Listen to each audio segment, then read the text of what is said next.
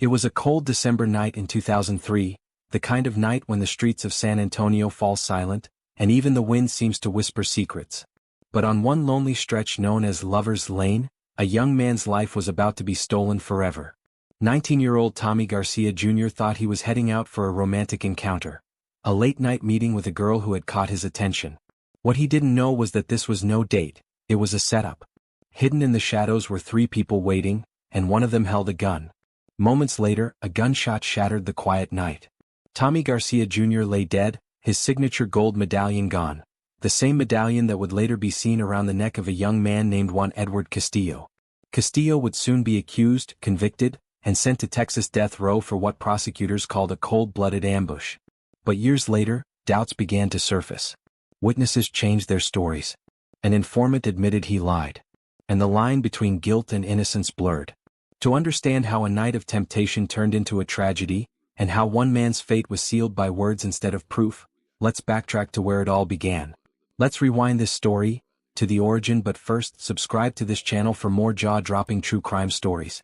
The story of Juan Edward Castillo and Tommy Garcia Jr. begins in two separate corners of the same city, San Antonio, Texas, a place of rich culture, vibrant nightlife, and deep divides between those who had opportunities and those who fought for survival. Juan Edward Castillo was born on April 3, 1981, in San Antonio. He grew up on the city's south side, an area often marked by poverty, gang presence, and limited chances for young men trying to find their way. His early life wasn't easy. His family struggled to make ends meet, and like many teenagers in that environment, Juan gravitated toward the streets. Friends and acquaintances described him as a quiet, reserved young man who could be polite and hardworking when he wanted to be, but who also carried a temper that surfaced when provoked. By his late teens he was already known to police, mostly for small offenses that hinted at the wrong crowd and the wrong choices. His criminal record showed a conviction for deadly conduct with a firearm in Bexar County, for which he served a 2-year sentence in prison. When he got out, he tried to rebuild his life by taking up work as a cook and doing odd jobs. Still, the allure of quick money and the influence of dangerous friends kept tugging him back. It was a life on edge, one wrong decision away from disaster. Across town, a different story was unfolding. 19-year-old Tommy Garcia Jr. was a rising figure in his neighborhood, a talented young rapper with big dreams and a bright personality. Those who knew him said Tommy had a contagious smile and a drive that set him apart from others his age. He loved music deeply. It was his escape, his expression, and his hope for a better future. He often performed at local events and was working on building his name in San Antonio's underground rap scene. Unlike many around him, Tommy believed in hard work and loyalty. Friends recalled how he always looked out for others, often helping younger kids who admired his style and confidence. He loved dressing sharp, wearing gold chains, and driving around with his music blasting, not to show off but to represent his dreams out loud. Tommy's gold medallion was his signature, something everyone recognized him by. It wasn't just jewelry, it was a statement of who he was becoming. He had a steady girlfriend, supportive friends, and a family who adored him. He was careful with who he trusted, often avoiding trouble, but like any young man, he sometimes took risks, especially when temptation came dressed as opportunity or excitement.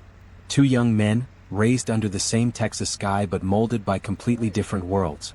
One grew up fighting the streets, the other fought to rise above them. Neither could have imagined that their lives, so separate, so unconnected, would one day intersect under the dim glow of a lonely road called Lover's Lane, setting in motion a tragedy that would shake San Antonio and echo all the way to Texas death chamber. December 3, 2003. The night air was cool in San Antonio, Texas, one of those evenings when the streets felt unusually quiet, and the horizon glowed faintly with the city's distant lights. For 19-year-old Tommy Garcia Jr., it was supposed to be a normal night, maybe even an exciting one. That evening, his phone buzzed with a message from someone he barely knew. A young woman named Deborah Espinoza, just 18 years old. She was charming, flirtatious, and from the way she talked, Tommy believed she was genuinely interested in spending time with him. She asked if he wanted to meet her somewhere private, a quiet place known by locals as Lover's Lane, tucked away near an isolated area in San Antonio. Tommy, full of youthful confidence and curiosity, agreed without hesitation. He told a friend he was going to meet a girl, not knowing that this would be the last time anyone would see him alive. Tommy drove out to the secluded spot, expecting romance, but what awaited him was a carefully planned ambush, because Deborah wasn't alone. Hiding nearby, concealed in the shadows, were Juan Castillo and Francisco Gonzalez, both armed and ready. Castillo, who had orchestrated the plan, knew that Tommy wore a gold medallion, something flashy that caught attention, something worth stealing. As Tommy parked and began speaking with Deborah, perhaps smiling, perhaps wondering where the night might lead, the illusion shattered in an instant. Castillo and Gonzalez emerged from the darkness, weapons raised. Castillo approached the driver's side window, his voice sharp and threatening, demanding money, jewelry, anything valuable. But Tommy refused. Maybe he thought it was a prank, or maybe his pride wouldn't let him back down.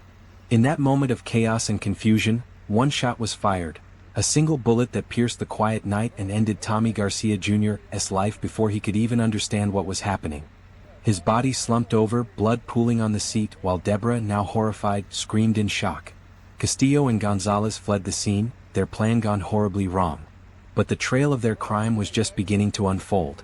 In the days that followed, witnesses came forward, telling investigators that Castillo had been seen flaunting a piece of jewelry, a gold medallion identical to Tommy's, the very one he wore that night.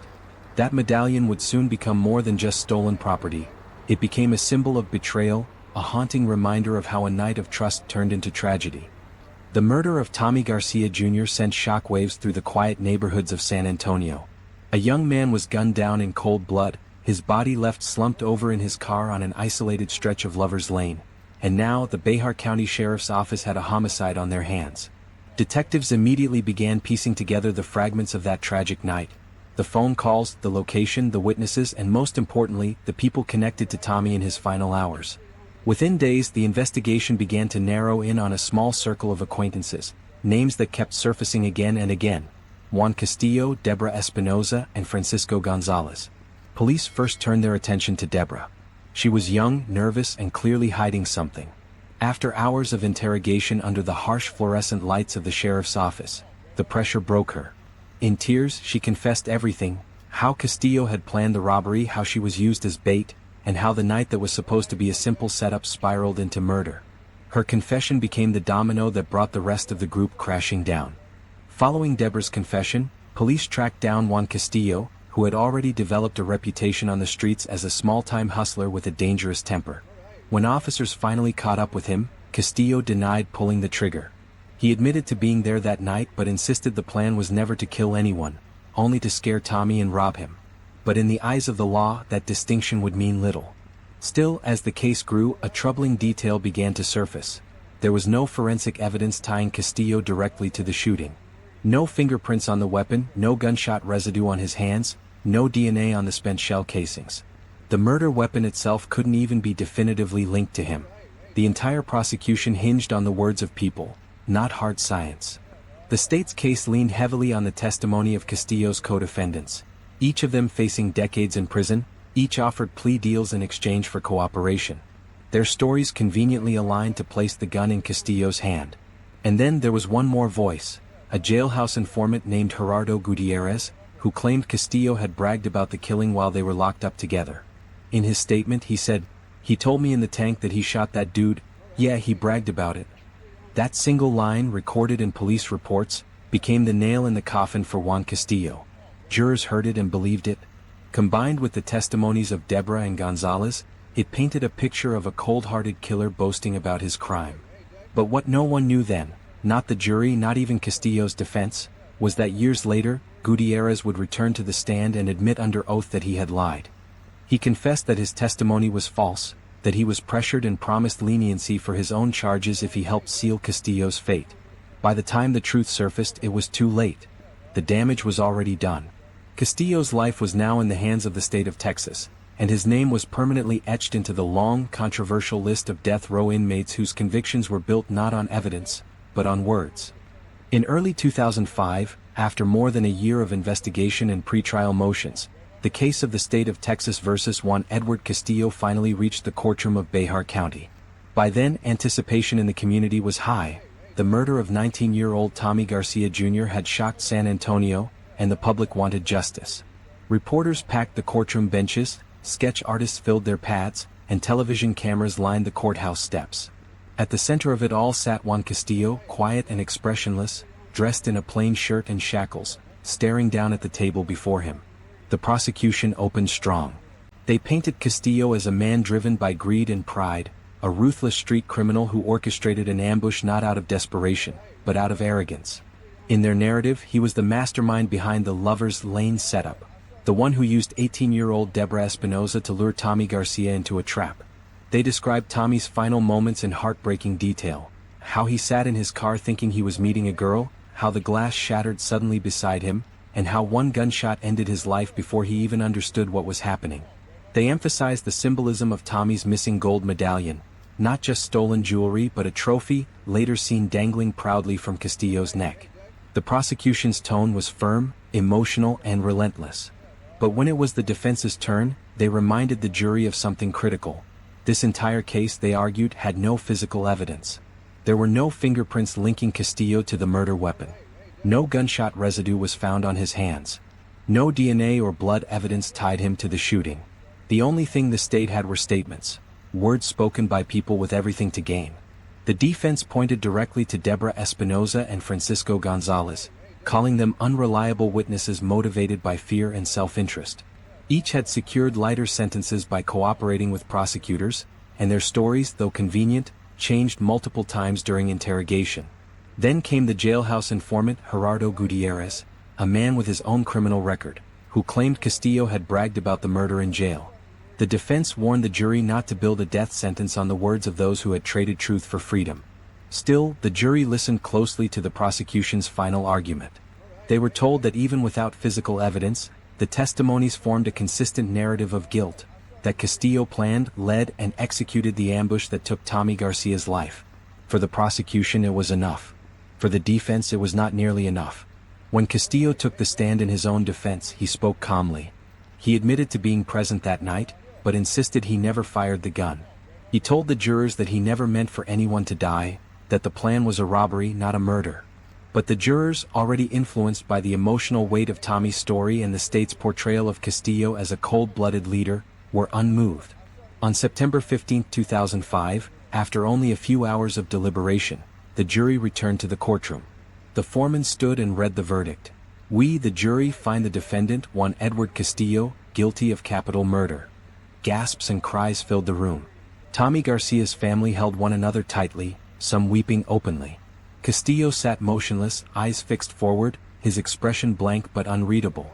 The following day, the same jury was tasked with deciding his punishment. The prosecution argued that Castillo posed a continuing threat to society, that even in prison he would remain dangerous. They spoke about his past, the prior conviction for deadly conduct, the street violence, the lifestyle of defiance. The defense countered with pleas for mercy, pointing to Castillo's rough upbringing, his poverty, and the lack of parental guidance that had shaped his choices. They reminded the court that redemption was still possible, that life imprisonment without parole would serve justice without taking another life. But mercy in Texas is rare in cases like these. On September 16, 2005, the judge delivered the final sentence. With a heavy voice, he said, "Juan Edward Castillo, you are hereby sentenced to death by lethal injection." The courtroom went silent. Castillo didn't flinch. He simply lowered his head as deputies approached to take him away. Behind him, his mother sobbed uncontrollably, calling his name one last time. And just like that, at 24 years old, Juan Edward Castillo's fate was sealed. His life now reduced to a prison cell, a number, and a date that would someday mark his final moment. After the sentence was read and the courtroom emptied, Juan Edward Castillo was transported from the Behar County Jail to one of the most notorious prisons in America, the Allen B. Polunsky Unit in Livingston, Texas. It's a place known for its cold isolation cells, the endless hum of fluorescent lights, and the quiet march of time for those awaiting execution. Inside these walls, Castillo became just another number on Texas death row, a world where every day feels the same, where every sound echoes, and where the only thing you can't escape is your own mind. For the next 13 years, Castillo lived under the shadow of the needle, maintaining the same claim he had made since the day of his arrest, that he did not pull the trigger. His cell, barely 6 by 9 feet, became both his punishment and his refuge. He wrote letters to his mother, his friends, and even to reporters who had covered his trial, always insisting that the system had gotten it wrong. Over time, his story caught the attention of activists and anti-death penalty groups who saw his case as yet another example of a conviction built on shaky foundations and unreliable witnesses. In 2013, a shocking development reignited hope among his supporters. The jailhouse informant, Gerardo Gutierrez, who had testified that Castillo confessed to him behind bars, the very testimony that prosecutors used as the final nail in Castillo's coffin, came forward to recant his story. In a sworn affidavit, Gutierrez admitted he had lied. He said that his testimony was fabricated in exchange for leniency in his own legal troubles, claiming that police and prosecutors implied his cooperation would help him. His confession was explosive. Defense lawyers immediately filed motions, arguing that Castillo had been sentenced to death based on perjury and that the jury had never been given the full truth. But in Texas, new evidence doesn't always mean new justice. Despite the recantation, the Texas Court of Criminal Appeals refused to grant Castillo a new hearing.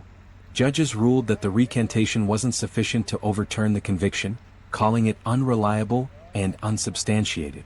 Each appeal that followed, state, federal, and even to the U.S. Supreme Court, ended the same way, denied. Every denial pushed Castillo closer to his execution date, and every time he watched as the clock on his life ticked a little louder. Still, he didn't stop fighting. Organizations like the Texas Coalition to Abolish the Death Penalty and Amnesty International took up his cause, arguing that his conviction represented everything flawed about the system: coercive plea deals, false testimony, and a disregard for evidence. Supporters flooded the governor's office with petitions for clemency, pleading for at least a stay of execution so that his claims could be properly reviewed. Letters poured in from across the country and even overseas. Strangers who had read about his story and questioned whether Texas was about to execute another man whose guilt was not beyond reasonable doubt. Inside his cell, Castillo continued to write. In his letters, he reflected on faith, fate, and forgiveness. He spoke about the injustice of dying for something he didn't do and the fear that truth alone wouldn't be enough to save him. He wrote, "I'm not perfect. I've made mistakes. But I didn't kill that boy. I've been paying for someone else's lie for more than a decade." Meanwhile, the Garcia family, though still mourning Tommy's death, faced a painful reckoning of their own.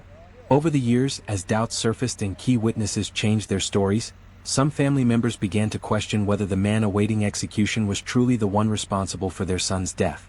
They had believed the trial was the end of their nightmare, but now even they wondered if justice had been rushed. By 2018, Juan Castillo's appeals had run out. The courts had spoken. The governor had denied clemency. And after more than 13 long years on death row at the Huntsville Unit, surrounded by walls that echoed with the prayers, regrets, and last words of hundreds before him, Juan Edward Castillo's fate was sealed. The state of Texas had set the date. The countdown to his final day had begun. May 16, 2018. The morning began like any other inside the Allen B. Huntsville Unit, but for Juan Edward Castillo, it was the last sunrise he would ever see. After more than 13 years of isolation, his time had run out. In the stillness of dawn, guards arrived at his cell to prepare him for transfer to the Huntsville Unit, known to many as the Walls Unit, the site of Texas executions.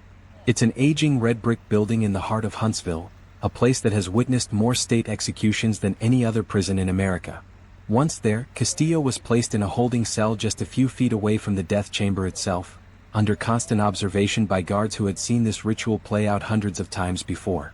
As the day unfolded, he received a few final visits, quiet moments with his loved ones separated by thick glass, where words carried more weight than ever. There were no tears, only resignation and whispered goodbyes. Inmates nearby later said Castillo appeared calm, even peaceful, as if he had made his peace with what was coming. When asked if he wanted a special last meal, he politely declined. Texas had long abolished that tradition after the 2011 incident involving another inmate's outrageous request. Since then, every condemned prisoner received only the standard meal served to all inmates that day, a simple routine tray of food. Official records from the Texas Department of Criminal Justice confirmed that Castillo made no request for anything different. As the hours slipped away, the air inside the Huntsville Unit grew tense. Outside the prison walls, a small crowd gathered, half protesters holding candles and signs that read "Justice, not execution," and half supporters of the death penalty calling for closure for the Garcia family. Inside, Castillo spent his last moments in quiet reflection, occasionally glancing toward the clock as if counting down the final minutes of his life. At around 6 p.m. he was led into the chamber, a sterile room with white walls, a gurney at its center, and a small glass window separating him from the witnesses. Witnesses later described him as composed and steady, his voice unwavering as he delivered his final words. Turning his head slightly toward the glass, he spoke clearly. "To everyone that has been there for me, you know who you are. Love y'all. See y'all on the other side. There were no long speeches, no anger, no denial, just a few heartfelt words and a final goodbye. At 6:44 p.m., the warden gave the signal, and the executioner administered a single lethal dose of pentobarbital, the drug Texas has used in all executions since 2012. The powerful barbiturate coursed through Castillo's veins, bringing a deep calm before slowly halting his breathing and heart. Witnesses said he took a final breath, exhaled softly, and grew still. At 6:55 p.m., medical officials pronounced Juan Edward Castillo dead. Outside, the prison gates of the Huntsville Unit glowed beneath the harsh floodlights and the quiet flicker of candle flames. Some stood cheering, convinced justice had finally been served. Others watched in solemn silence, wondering if Texas had once again executed a man whose greatest crime might have been bad choices, or bad company. And as the warm night settled over Huntsville, the same cold red bricks of the walls unit bore witness once more to another ending written by fate, fear, and the relentless machinery of justice. A story that began with greed, spiraled into tragedy, and ended with the quiet, steady fade of a heartbeat into silence. What do you think about Juan Edward Castillo's story? Do you believe justice was truly served, or was it another tragic case of a rushed verdict? Share your thoughts in the comments below, and if you found this story compelling, don't forget to like, share, and subscribe for more real-life crime stories where every detail reveals a deeper truth.